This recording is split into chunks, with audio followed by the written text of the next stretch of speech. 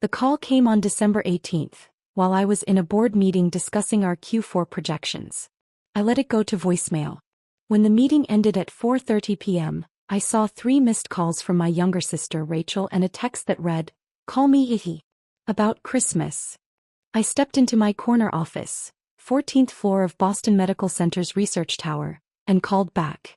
"Finally," Rachel answered, irritation sharp in her voice. "I've been trying to reach you for hours." "I was in a board meeting." "What's going on?" "It's about Christmas Eve. Mom and Dad's annual party." She paused. "We need you to skip it this year." I set down my coffee. "Excuse me.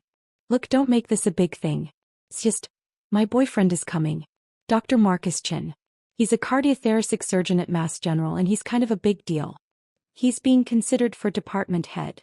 And I've told him about our family. About how successful we all are.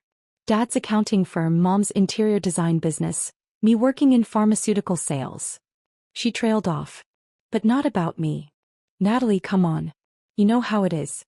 You're 34, still single, living in that tiny apartment, working some hospital job we don't really understand. Marcus comes from a family of doctors and academics. If he meets you and realizes you're, well, struggling, it's going to raise questions about our family." I looked at the wall across from my desk. At the framed Fortune magazine cover, "The Future of Healthcare Technology. Meet Dr. Natalie Morrison, 32, whose AI platform is saving lives." At the Incorporated magazine, Innovator of the Year award. At my credentials: MD from Johns Hopkins, MBA from Wharton, PhD in biomedical engineering from MIT. "What exactly did you tell Marcus about me?" I asked quietly. "I said you work at a hospital in an administrative role. Which is technically true, right? You do work at BMC. Rachel. Please, Nat. This is important to me. Marcus is the one. I can feel it. His family is hosting us for New Year's and I need everything to be perfect before then. Having you at Christmas with Mom asking you those pitying questions about your job and Dad making awkward comments about you still renting, it would ruin the image I've built." I heard rustling on the line, then my mother's voice joined. "Natalie, honey," Rachel put me on speaker. "Your father's here too." "Great." Mom's tone turned pleading. "Sweetheart, we're not trying to hurt you. We just want Rachel to have her moment. You understand, don't you? She's finally found someone wonderful and we don't want anything to complicate things." "By anything, you mean me." "That's not what we're saying," Dad interjected. "We're just thinking about first impressions. Marcus is very accomplished and Rachel wants to present our family in the best light. Maybe it's better if you sit this one out just this year. We'll do something special together after the holidays, just the 4 of us." I closed my eyes. "So you're all agreeing that I'm too embarrassing to attend my own family's Christmas?" "Don't be dramatic," Rachel snapped. "We're trying to be practical. You've always been the sensitive one, making everything about you." I said okay. Silence. You're okay with this?" Mom sounded surprised. "You've made your position clear. I won't attend Christmas Eve. Is there anything else?" "Well, so, thank you for understanding, sweetheart. We'll make it up to you, I promise." I hung up without responding. My assistant David knocked and poked his head in. "Dr. Morrison?" Dr. Chin from Mass General just confirmed his consultation appointment for the 27th. He's evaluating our cardiac monitoring AI for his department. I looked up sharply. "Dr. Marcus Chin? Cardiothoracic surgery." David checked his tablet. "That's him. Apparently he heard about our platform at the American Heart Association conference and wants to see a demo. The chief specifically requested you handle this one personally. Says Chin could bring the entire Mass General cardiac program into our client base." My hands were steady as I opened my calendar. "What time?" 2 p.m. on December 27th. "I've blocked your afternoon." "Perfect. Thank you, David." After he left, I pulled up Dr. Marcus Chen's profile. Harvard Medical School, top of his class. Cardiothoracic surgery residency at Johns Hopkins. Published extensively on minimally invasive cardiac procedures. Currently being considered for chief of cardiothoracic surgery at Mass General at age 37. Impressive credentials. He had no idea he was dating the sister of the woman whose technology he was coming to evaluate. The woman his girlfriend had deemed too embarrassing to meet. Growing up, I was always the weird one.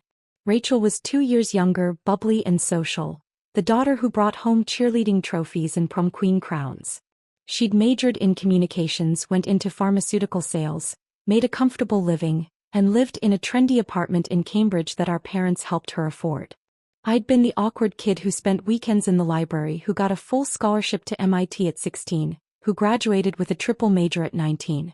While Rachel was pledging sororities, I was publishing research papers. While she was dating football players, I was in medical school. My parents had never quite known what to do with me. "You're so serious all the time," Mom would say. "Can't you just relax and enjoy life like your sister?" Dad's version: "Not everyone needs 3 degrees, Natalie. Sometimes you need to know when enough is enough." I'd completed my MD at Johns Hopkins at 24. Then a PhD in biomedical engineering at MIT. Then an MBA at Wharton while working as a trauma surgeon at Boston Medical Center. At 28, I'd burned out completely. I'd been in the ER for 36 hours straight when I lost a patient, a 15-year-old girl with an undetected cardiac arrhythmia. Her EKG had looked normal. By the time we realized something was wrong, it was too late. I'd sat in the break room at 4 a.m. staring at her chart thinking, there has to be a better way. That's when I started building CareLink AI.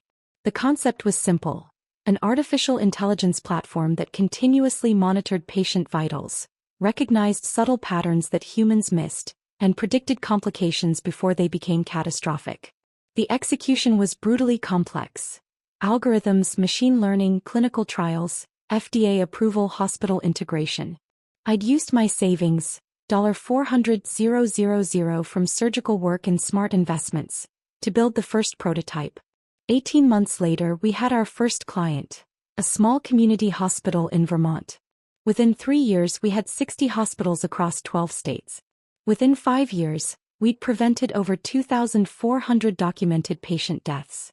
Last year's revenue, $180 million. Current company valuation, $3.2 billion. I own 68% of it. Forbes had called me the surgeon who's saving more lives outside the OR than she ever could inside it. Fortune had profiled our AI platform as the future of preventive healthcare. The New England Journal of Medicine had published our outcomes data showing a 34% reduction in unexpected patient mortality at hospitals using our system. My family had no idea. When they asked about my work, I said, I work in healthcare technology at BMC, and changed the subject. When they saw my modest 2-bedroom apartment in Jamaica Plain, I didn't mention the $6.2 million penthouse I owned in Back Bay as an investment. When they assumed I was struggling financially, I didn't correct them. I wasn't hiding out of shame. I was conducting an experiment. Would they value me without the validation of success? Would they treat me with respect when they thought I was ordinary? The answer apparently was no. The week after Rachel's call, I threw myself into preparing for the Marcus Chen consultation. He's bringing his department head and 2 attending physicians, David informed me during our prep meeting. They want to see live demos, case studies, and integration timelines. Mass General would be our biggest client to date. 43 surgeons, 200 residents, nearly 1,000 beds. What's Chen's specific interest? Cardiac monitoring for postoperative patients. He's concerned about sudden complications in the first 72 hours after surgery. Wants to know if our AI can predict events like tamponade, arrhythmia, or pulmonary embolism before they become critical. I smiled. We have documented cases from Stanford and Mayo Clinic. Pull those files. The irony wasn't lost on me. Marcus Chen wanted technology to save his patients' lives. My technology, built by the woman his girlfriend considered too unsuccessful to meet. On December 23, Rachel posted photos from her Christmas shopping trip on Instagram. Designer bags, expensive restaurants, captions about treating myself before the big family celebration. On December 24, Christmas Eve, she posted photos from my parents' party. Rachel in a red cocktail dress next to a handsome Asian man in a tailored suit. Caption: introducing my brilliant surgeon to the family. Best Christmas ever. Christmas tree red heart. The comments poured in. Aunts and cousins gushing about what a perfect couple they made. Friends congratulating Rachel on finally finding someone at her level. I screenshot every single post for my records. That evening, while my family celebrated without me, I had Christmas dinner with my executive team and their families.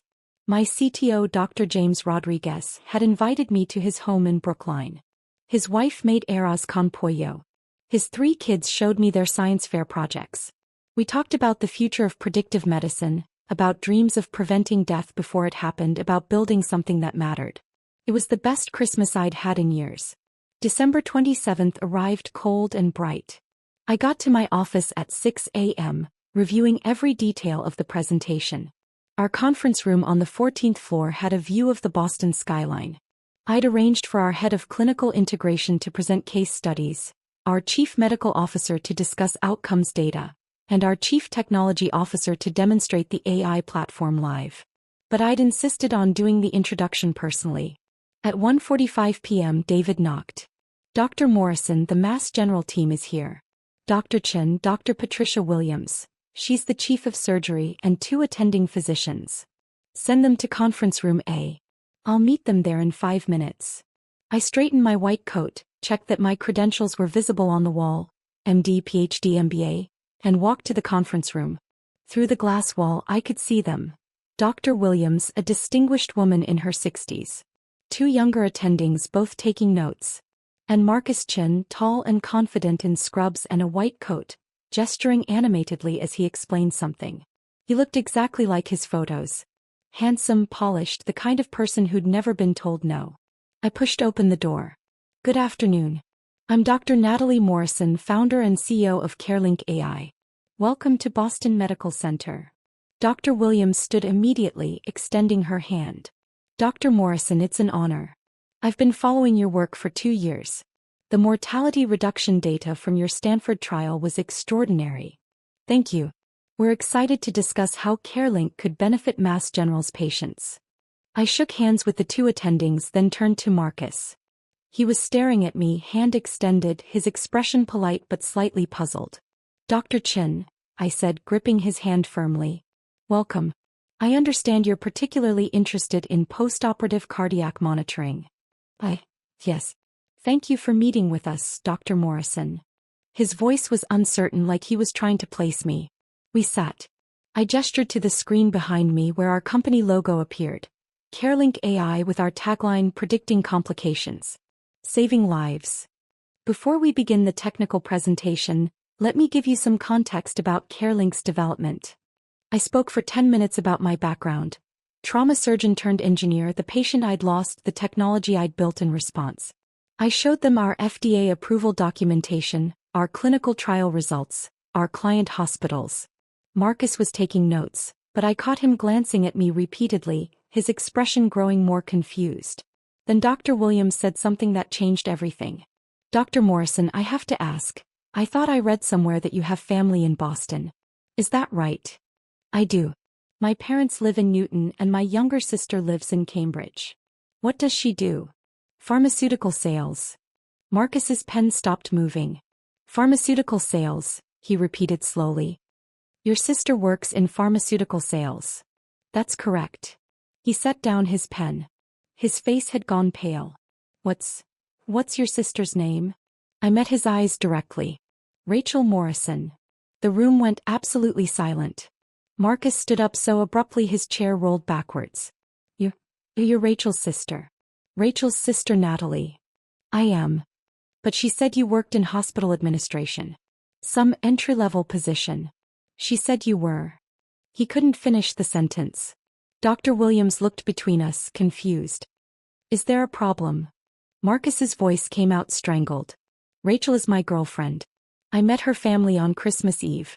She told me she had a sister who wasn't attending because she had to work. She said you worked in a low-level hospital job and weren't really part of the family's success story. The 2 attending physicians shifted uncomfortably. I kept my voice professional. I see. Dr. Chen, I want to assure you that your relationship with my sister has no bearing on this consultation. You're here to evaluate technology that could benefit your patients. That's all that matters. You're the CEO, he said faintly. You founded this company.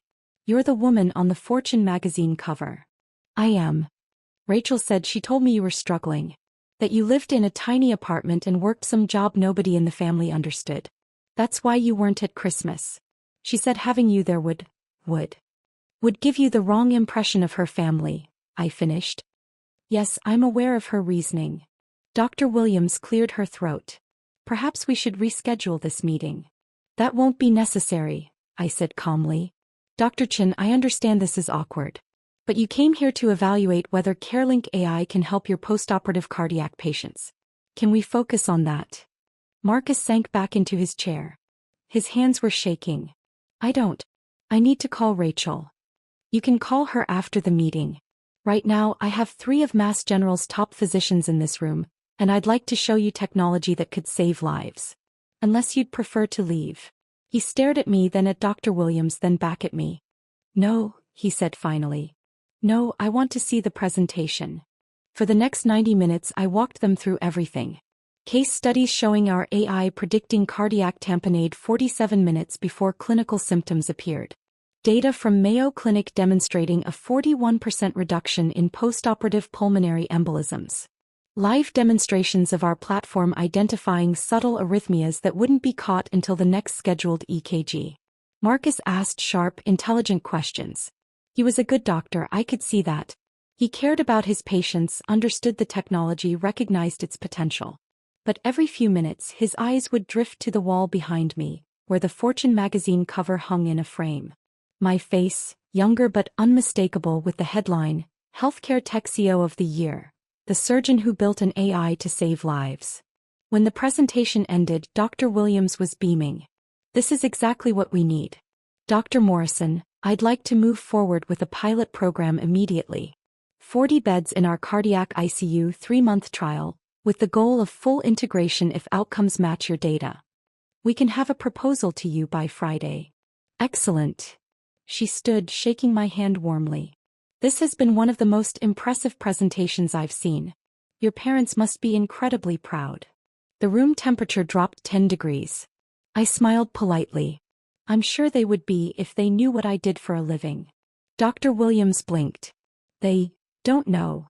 It's complicated. Family dynamics often are. I turned to Marcus. Dr. Chin, thank you for bringing this opportunity to us. I look forward to working with Mass General. He stood, his face a mixture of shock, shame, and something else I couldn't identify. Dr. Morrison, could we speak privately? Just for a moment. I glanced at Dr. Williams. She nodded and ushered the other attendings out, murmuring about giving us a moment. When the door closed, Marcus turned to me, his composure cracking. I need to understand what's happening. Rachel specifically told me you weren't at Christmas because you'd be embarrassed. That you worked some low-level job and she was protecting you from meeting me because my family is accomplished, and it would make you feel bad about yourself. Is that what she told you? Yes. And now I find out you're a Fortune 500 CEO with 3 degrees and a company worth billions? That you've saved thousands of lives? What the hell is going on? I leaned against my desk. Marcus, what's going on is that my sister decided I was an embarrassment to her. That having you meet me would ruin the image she'd built of our family being successful. She asked me to skip Christmas and I agreed. But you're more successful than anyone in your family. I'm aware. Then why didn't you tell her? Why didn't you tell any of them? I met his eyes. Because I wanted to see if they'd value me without the success. If they'd treat me with basic decency when they thought I was ordinary. And they showed me they wouldn't. Marcus sank into a chair. Oh my God. For the record, Marcus, I don't hold this against you. You trusted your girlfriend's description of her family. That's reasonable. But you should probably ask yourself why she felt the need to lie about her own sister. His phone started buzzing. He pulled it out. It's Rachel. She's calling over and over. You should answer. I'm sure she's seen the Mass General calendar and realized where you are right now. He stared at his phone, then at me. What should I tell her? The truth. That you met her sister. That her sister is not what she described. And that you have some serious questions about why she lied to you. She's going to lose her mind. Probably. He stood, running his hands through his hair. Dr. Morrison. Natalie. I don't know what to say. I'm sorry. I should have questioned why you weren't at Christmas. I should have insisted on meeting you. I let Rachel control the narrative and that was wrong. Marcus, you seem like a good man and a good doctor. But you're dating someone who asked me to skip a family holiday because my existence would damage her image. That's something you need to think about. He nodded slowly. I will. And regardless of what happens with Rachel, I meant what I said in there. Your technology is incredible. Mass General needs this. Then we'll work together professionally. What happens with my family is irrelevant. He left, phone still buzzing in his hand. I made it exactly 40 minutes before my own phone exploded. Rachel's name flashed across the screen. I let it ring through to voicemail. She called again immediately. Then again. On the fourth call I answered. What did you do? Her scream was so loud I had to pull the phone away from my ear. Hello, Rachel. Don't hello, Rachel, me. Marcus just left your office completely freaked out. He's saying you're some CEO? That you founded a company? That you're on magazine covers? What the hell is happening? Marcus came to evaluate my company's AI platform for Mass General. It was a productive meeting. Your company? Natalie, stop playing games. You work in hospital administration. No, Rachel. I founded and run a healthcare technology company. We provide AI-powered patient monitoring to hospitals. Current annual revenue is $180 million. We employ 312 people. Last month, Goldman Sachs valued us at $3.2 billion. Silence. Then, that's not possible. You live in a crappy apartment. You never have money. You work some boring hospital job. I live in a 2-bedroom apartment in Jamaica Plain because I like the neighborhood. I also own a penthouse in Back Bay worth $6.2 million. I never have money around you because I've watched you borrow from mom and dad for years and never pay it back. And I do work at a hospital, Boston Medical Center, where my company is headquartered. You're lying. I'm not. Google Natalie Morrison Carelink AI, and see for yourself. I heard typing. Then a sharp intake of breath. Oh my God. It's true. There are articles. Forbes. Fortune. You're on a magazine cover. Several, actually. Why didn't you tell us? Her voice had shifted from anger to something closer to panic. You never asked, Rachel. You decided I was a failure and treated me accordingly. I let you because I wanted to see how you'd treat me when you thought I wasn't successful. That's insane. That's manipulative. Is it? Tell me, Rachel, if you'd known I ran a multi-billion-dollar company, would you have uninvited me from Christmas? Silence. That's what I thought. You sabotaged my relationship. You deliberately met with Marcus to humiliate me. Marcus requested a consultation 6 weeks ago, long before I knew he was your boyfriend.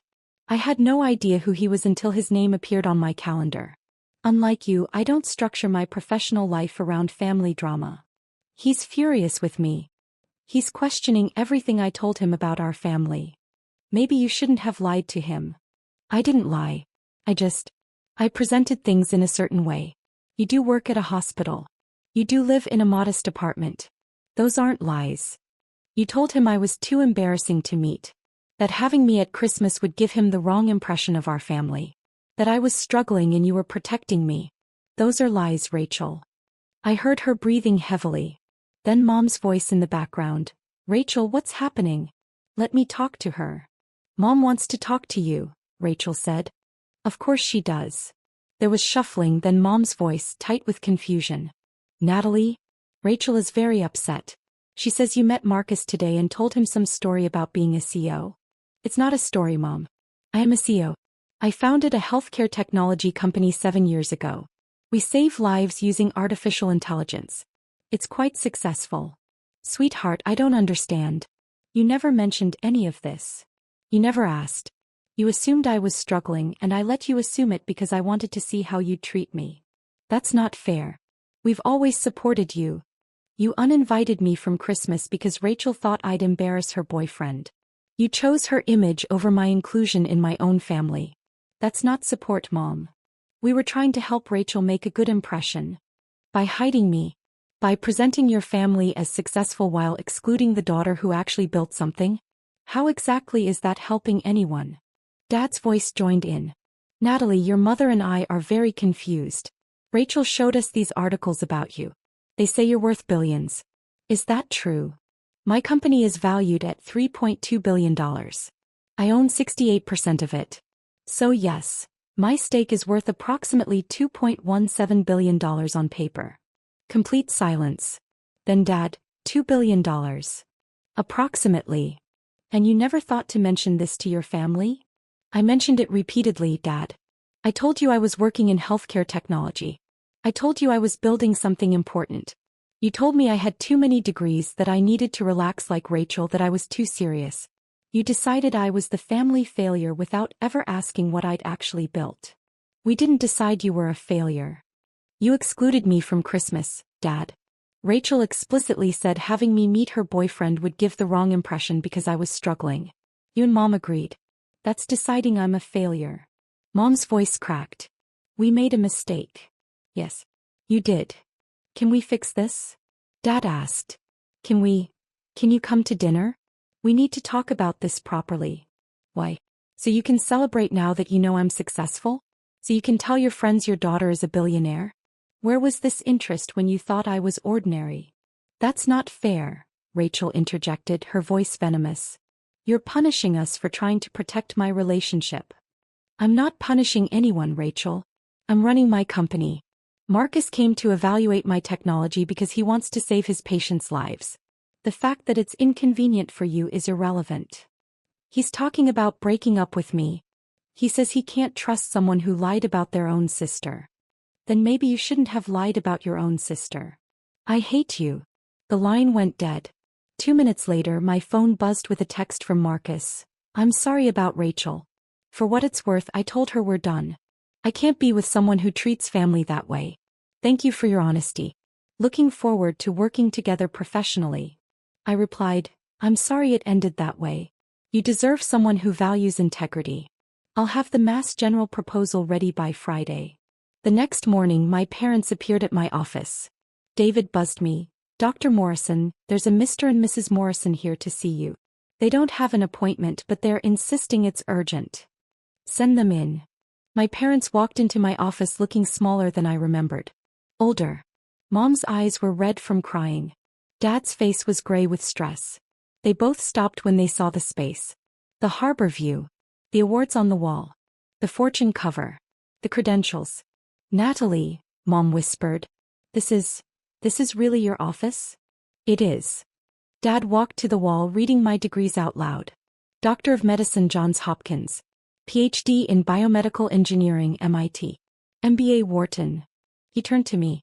When did you do all this? Over the last 15 years. While you were asking when I'd settle down and be normal like Rachel. He flinched. Mom sat down uninvited. Marcus broke up with Rachel last night. She's devastated. I'm sorry to hear that. Are you? Mom's voice turned sharp. You don't sound sorry. You sound satisfied. I'm sorry Rachel is hurt. I'm not sorry that Marcus realized she lied to him. Those are two different things. She didn't lie. Dad protested. She just didn't have all the information. She had 12 years to ask for information. He chose not to. She chose to assume I was struggling and to treat me accordingly. I leaned back in my chair. Did you come here for a reason? I have a meeting in 20 minutes. We came to apologize, Mom said quietly. We were wrong. About Christmas. About how we've treated you. About everything. Okay. That's it. What do you want me to say, Mom? Thank you for apologizing after you found out I'm successful? Thank you for valuing me now that I'm someone important. That's not fair. Dad's voice rose. We always valued you. You excluded me from a family holiday because Rachel thought I'd embarrass her. You told me to skip Christmas so I wouldn't give her boyfriend the wrong impression. Those are your exact words. I stood up. You valued the idea of a successful family more than you valued me as a person. We made a mistake, Mom pleaded. Can't you forgive us? Eventually, maybe. But not today. Not when you're only here because you found out I'm worth billions. If Marcus hadn't walked into this office, if he hadn't told Rachel who I really am, you'd still think I was the family failure. You'd still be planning future holidays without me to protect Rachel's image. Dad's shoulders sagged. What can we do to fix this? Figure out whether you want a relationship with me as I actually am, or whether you only want a relationship with the successful version that makes you look good. I checked my watch. Now if you'll excuse me, I have work to do. Natalie. David will show you out. They left without another word. That afternoon I got a text from Rachel. I hope you're happy. You destroyed my relationship and turned mom and dad against me. You've always been jealous of me being the favorite, and now you're using your money to punish us all. I didn't respond. 3 days later, Mass General signed a $24 million pilot program contract. Dr. Williams sent a personal note. Dr. Morrison, thank you for your professionalism during what must have been an incredibly awkward situation. Your integrity speaks volumes. Looking forward to saving lives together. New Year's Eve arrived quietly. I spent it with my executive team at a company celebration in our conference room.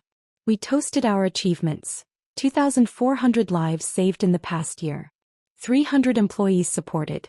82 hospitals using our technology. At midnight my phone buzzed. Text from Marcus. Happy New Year, Dr. Morrison. Our pilot program starts Monday. Thank you for giving Mass General this opportunity. Text from Dr. Williams. Thank you for building something that matters. Here's to saving more lives in 2025. Text from Mom. Happy New Year, sweetheart. Your father and I are still hoping to talk when you're ready. We love you. We're sorry. I stared at Mom's message for a long time. Then I typed, Happy New Year, Mom. I need time. But I'm willing to talk eventually. On my terms. Her response came immediately. Anything you need. We'll wait. It wasn't forgiveness. Not yet. But it was a beginning. On January 2nd, Rachel called. I let it go to voicemail. She didn't leave a message. On January 5th, she sent a text. I'm sorry. Really sorry. Can we talk? I replied, not yet. Maybe someday. But not yet. On January 8th, the New England Journal of Medicine published our latest outcomes study. The headline, AI platform reduces hospital mortality by 34%, a multi-center analysis. That evening my parents sent a card to my office. Inside, in Dad's handwriting, we read the article. We're proud of you. We always should have been. We're sorry we didn't ask sooner. Love, Mom and Dad. I put the card on my desk next to the Fortune cover. On January 15th, I had coffee with Marcus at a cafe near BMC. How's the pilot going? I asked. Incredible. We've already caught 3 complications your AI predicted before clinical symptoms appeared. 1 patient would have died if we hadn't intervened when we did. He paused. You're saving lives, Natalie. Real lives. That's why I built it. I wanted to apologize again. For not questioning Rachel's story. For agreeing to a Christmas that excluded you. I should have known something was wrong. You trusted your girlfriend. That's normal. I trusted someone who lied about her own sister to make herself look better. That's not normal. He took a sip of coffee. For what it's worth, I told my parents what happened. They were horrified. My mother asked me to invite you to dinner to apologize on behalf of my family for being part of the reason you were excluded. I smiled. That's kind but unnecessary. She insists. She's very traditional about family honor. She feels partially responsible. Tell her I appreciate the gesture. Maybe in a few months. He nodded. Fair enough. As we stood to leave, he said, Rachel reached out last week. Asked if I'd reconsider. What did you say? I said no.